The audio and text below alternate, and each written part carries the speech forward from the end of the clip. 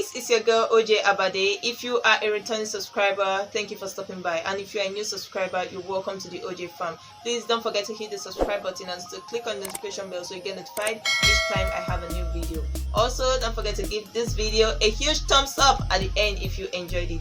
Without any further ado, this video is going to be all about my uncensored law school experience. Yep, you heard me right. So if you've seen my previous video, you'd realize I've mentioned I am a graduate of law. I'm also done with the Nigerian Law School as well, and I've been having tons of questions from people, no jokes, I've been having questions from people asking me how I was able to cope with content creation and also my law school experience as well. So I want to share some few tips that might help you if you are a law student, an aspiring law student, or you're currently an undergraduate, or you're currently in the Nigerian Law School and you're looking for tips that's going to help you. You've come to the right place. If this is a video you'd like to see, please keep on watching.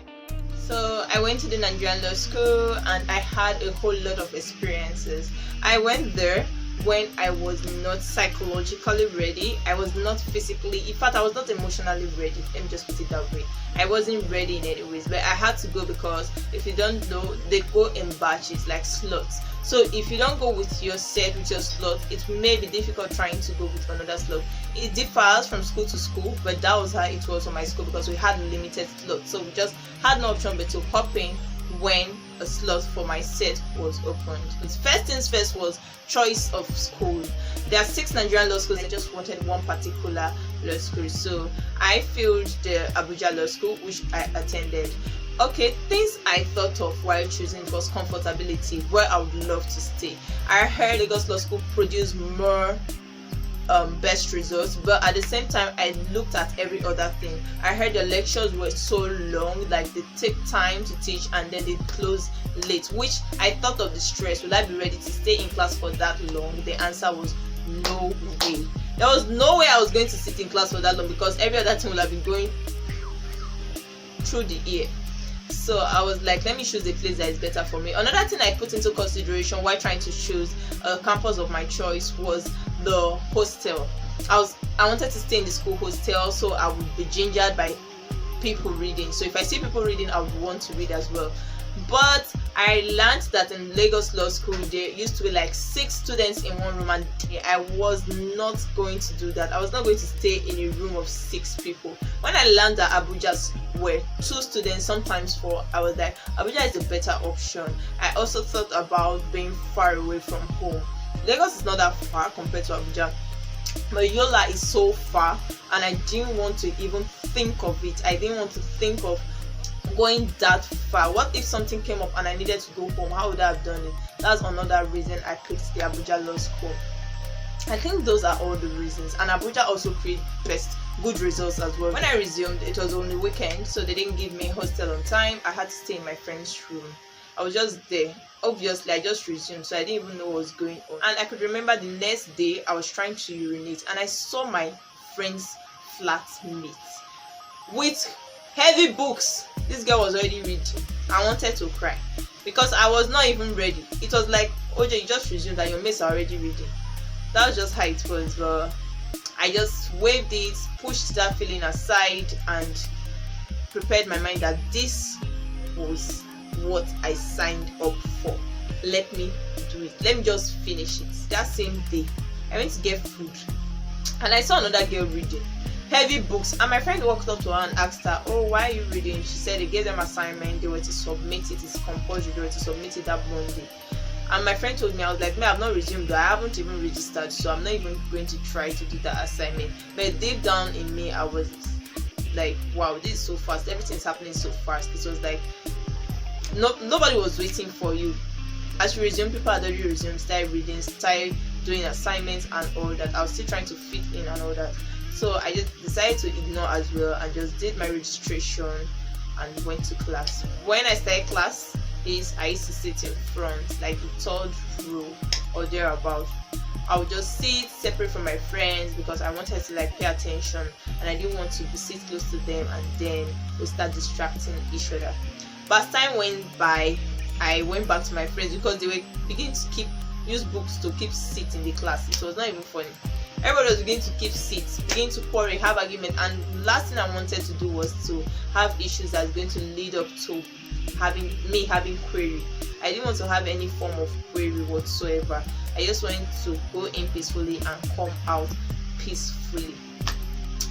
Other moments, fun moments for me was going to class. It was really fun, dressing up, having to listen to lecturers, listen to your classmates picking up and the rest. But one thing law students like me liked doing was to dodge the microphone. Yes, that mic, we loved dodging it. We didn't want that mic to be passed to us. So luckily for myself and my friends, the mic never got to our row. So most of the times the mic will either stop before our row or start after our row. So we're just so lucky. I could remember before externship, we did our first dinner. I was tensed, I was nervous because I've had different things about the dinner, that it looks like court and all that. My expectations was that the dinner was going to be in a very dark room. Then the body of benchers will work in with probably holding candles and the rest, because that was when the way people used to say, oh, it's like court. That was the picture I used to paint in my head, but it wasn't like that. It was just a light environment. Walked in after all students were seated, but there wasn't any form of something that was abnormal. It's just a normal dinner. They conversed with us, lectured us. You use your natural hair for the first dinner. That's one thing you should bear in mind, and as an aspiring law student going to law school. As time went by, we began to realize that the law school curriculum is so long, and there were a whole lot of topics to teach, a whole lot of drafts to learn, and that was when it dawned on me. But then it was like close to externship period. Talking about reading, this is where students ask me questions a lot. What I basically did was knowing my strength. I started doing was MCQ. I started doing it in the morning. Before going for classes, I've already done my MCQ in the morning with my friend. I had a reading partner, which was important to me. In the evening, we would solve past questions, try to draft at least one draft. I had A4 papers, the whole book my dad bought for me, so I always collected one new sheet every day to try and solve draft. What I did was I had to do draft for a particular course, and when we were done for all the drafts that were in probably from 2014 to date, we'll go to the next course and try to fix those drafts as well. One time I tried going for tutorials. I attended a church and I was going for that church tutorials. They always held their tutorials Sundays after church as well. But when I stayed on 2 occasions, I realized the teaching in the tutorial was too fast for me. I was basically not gaining any knowledge. So I quit. I stopped, because each time I got to the hostel, I tried to analyze and ask myself, what did I learn for today?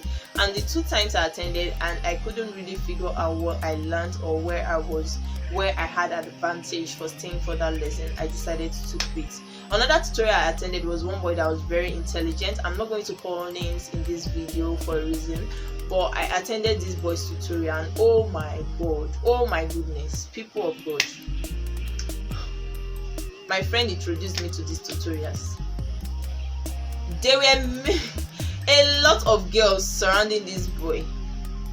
He was teaching fine, he was making sense, but 1, I could barely hear him. 2, I was wondering why it was only the ladies that were there. Like, maybe it's just me. It was really looking abnormal to me, and thinking of the fact that some people, it was obvious some people were not really there for the tutorials per se, you know. So after that day, wasting time there, I stayed till 9. Mind you, the boy tried. It was just the crowd, the whole ladies union that was going on there. When I got to the hostel, I did my analysis again. 1, I was already tired. I could not carry my book for that day. I was weak. I needed to sleep. 2, I didn't gain anything. I tried reassessing myself and said, okay, what did this boy teach us? Let me try and recall. And I couldn't recall anything. So I quit. Yes, that's how I stopped going for that tutorial. I realized that tutorials were not working for me, and so I completely quit any tutorial and started concentrating more on the reading. During the period I was doing all these things, reading, solving MCQ in the morning, I didn't wear makeup that much. Yes, that's one thing you should know. There were people that actually wore makeup and still graduated with good grades, but I didn't, because I had to solve my MCQs. I wore makeup just 4 weeks, because those were the 4 times I had new hairdos. Somewhere after dinners, we had 3 dinners, and one particular time I braided my hair. I also carried makeup for that week. So those were the only times I wore makeup, but people thought it was a lot because I was known for my makeup somehow, but that wasn't it. I used to read textbook at the initial stage when we resumed, but after externship, it was time for me to stop reading the textbook. I stopped looking for outside knowledge, aside what law school had taught us, because sometimes people will tell you some things that are not what law school taught. I started reading my slides, my handbook, and listening to VNs from a particular popular person that organized tutorials. So that's basically it. That's what I did. But above all, it was by God's grace. I realized in law school that we need God in everything we do, believe it or not, because even the Bible said that a builder builds in vain unless you build with God. The watchman watcheth in vain unless he watches with God. And also there's power in the tongue. These are Bible verses that kept me going. I knew that I was reading, but I still wanted to read with God by my side. I wanted that God's special grace upon my life, upon my academics, because you could just read and then go to the hall and realize you don't even recall anything. So it was just basically God seeing me through. Towards the exam period, I was already exhausted. It was like I overworked myself.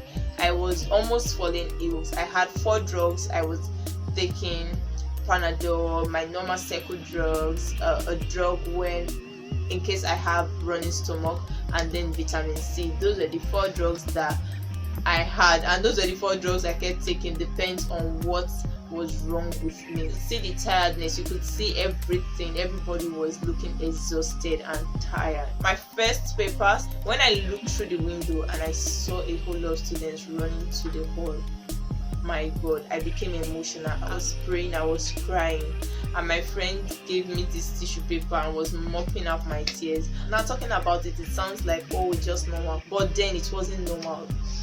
I was so tensed. So before the papers came, I'd already calmed my nerves. I was prepared for the battle. I was already seated trying to get myself together. That's all for my law school experience. We had parties, we had SRC week. So if you are somebody that's been to law school, you should know that they are actually fun, not just reading. You could go with your traditional way, have fun. Sometimes it's good to have fun. All work without play makes Jack a dull boy. So I participated once, especially the cultural day. It's a summary of my experience. And yep, I'm done with it. And congratulations to every other person out there that scaled through, that have scaled through in the past, that is now working, or that is in the Nigerian Law School currently. I know you will come out victorious. And if you want me to talk about people's experiences, probably share with you guys what people think of it and what they think you could do differently to help you get that good grade that you want, let me know. I'll definitely talk to 1 or 2 of my classmates and put the video together and put it out there. I hope you enjoyed this video. This is just me trying to ramble, trying to talk about my own experience. And please, if you enjoyed this video, give it a huge thumbs up. It will mean a lot to me. Don't forget to subscribe. Tell your friends, your enemies, your well-wishers, everybody in the world to subscribe to my channel. It will mean a lot to me. See you in my next video. Bye.